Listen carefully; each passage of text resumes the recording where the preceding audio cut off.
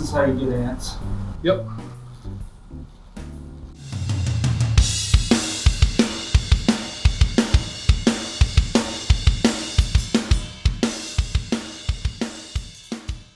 Hey everyone, Tony from the Drum Center of Portsmouth, and today we're talking about just how far you can take the sound of one single, very well-made snare drum. The snare drum we decided to use is one of our favorite, most perfect, all-around, can-do-anything snare drums. That is the Canopus 14x6.5, the Maple. When you close your eyes and think about what does a maple snare drum sound like, this is what that sound is. So, couldn't think of a better drum than this to demonstrate how far you can take a single snare drum.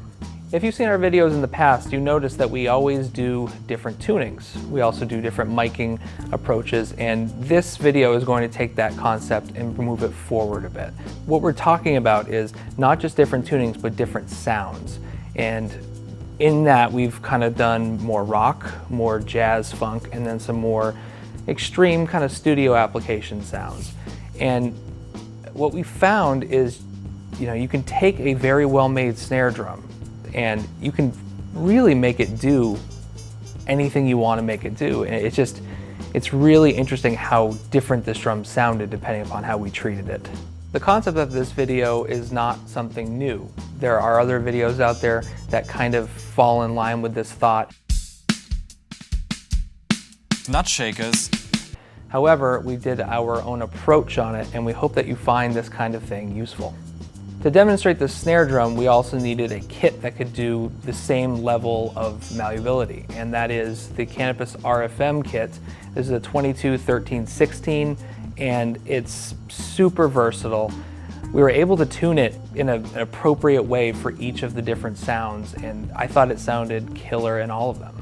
We started with a couple of tunings and sounds that are very conducive to rock drumming, and Shane's going to demonstrate those. For this tuning, we're using the stock heads and wires, and it's wide open with no dampening.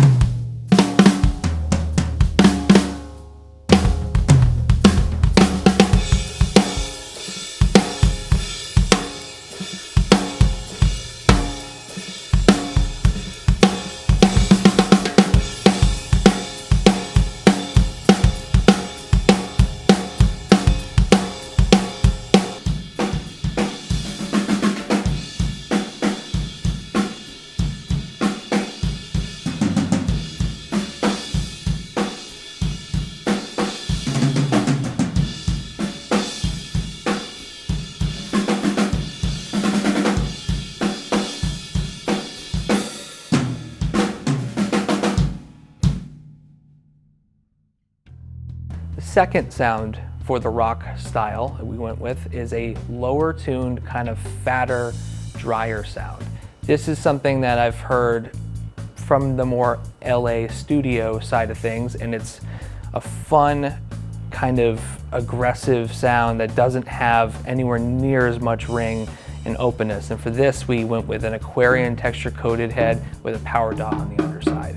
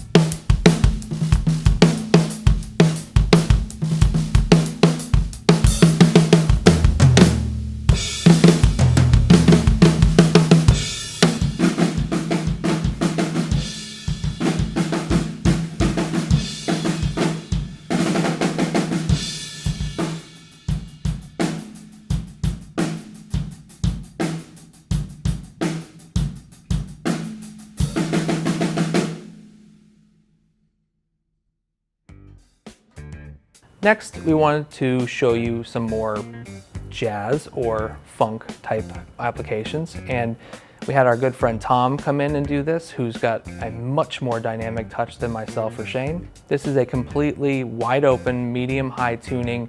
Snare wires are right at the right tension. This is what you think of when you think of the more dynamic, kind of open, jazzy type snare sound. I personally feel like this drum really shines in this tuning. It really shows all the character of the drum, and it sounds amazing.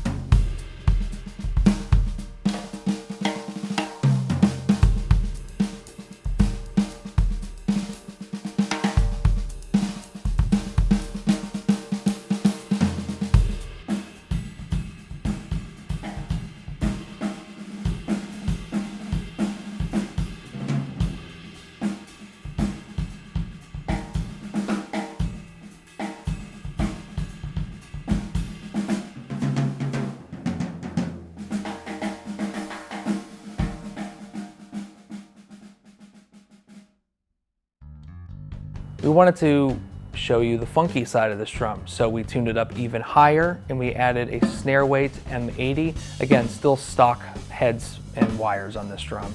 And it's got that perfect kind of funk, hip hop, just dry pop thing, and it's just controlled, and you'll hear.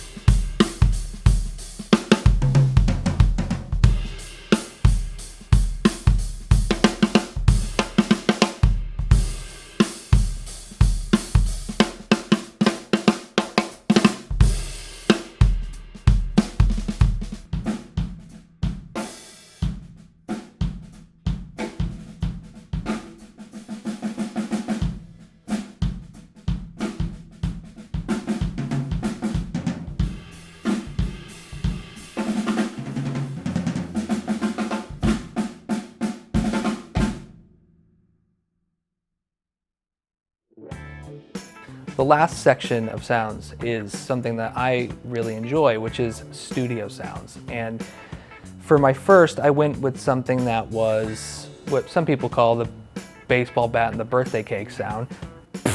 To achieve this sound, I'm still using a coated ambassador, the stock head, because I like the stick sound, the attack that gives. I'm using the Snareway M80, and I'm also using 2 additional drum dots. They're just adding a little bit more dampening, and it's tuned almost as low as it will possibly go. The resonant head, though, is still pretty high. It's also important to note that this tuning does not do well with rim shots, so it's going to be mostly center hits.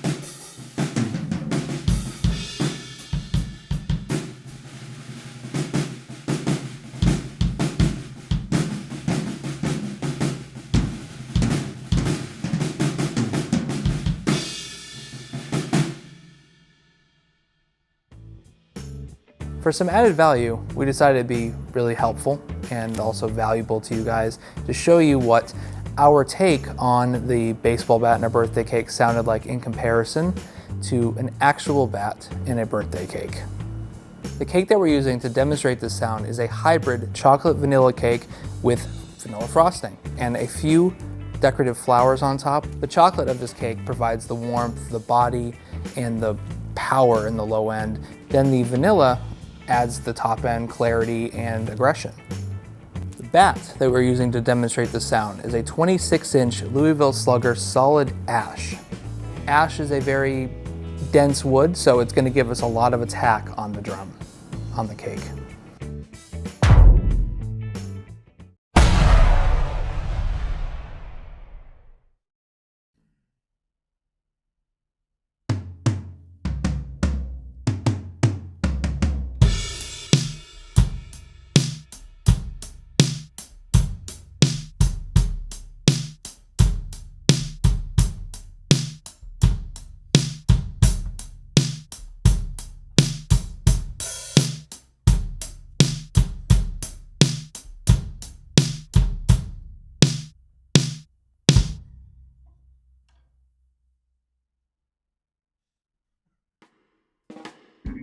The final sound that I wanted to demonstrate was my favorite tuning.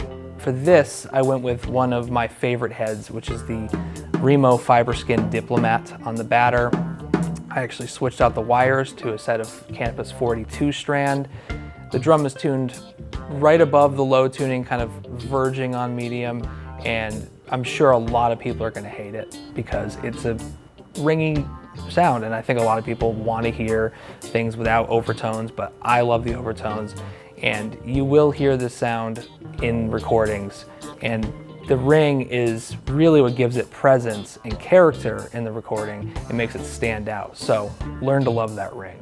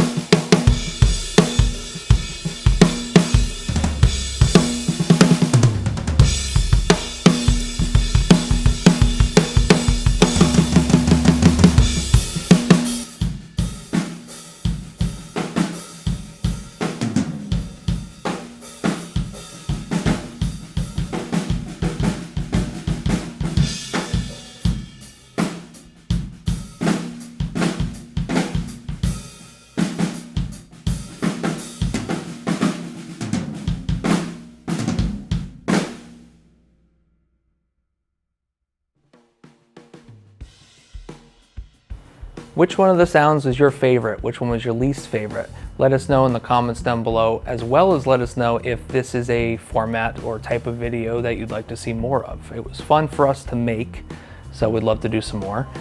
And if you'd like to purchase the snare drum or the drum set that you saw, or the microphones that I'm using, the links will be in the description. Please make sure to like, subscribe, hit the bell, so that way you're notified every single time we post a new video like this. As always, thanks so much for watching, and thanks for the support. Not shaker!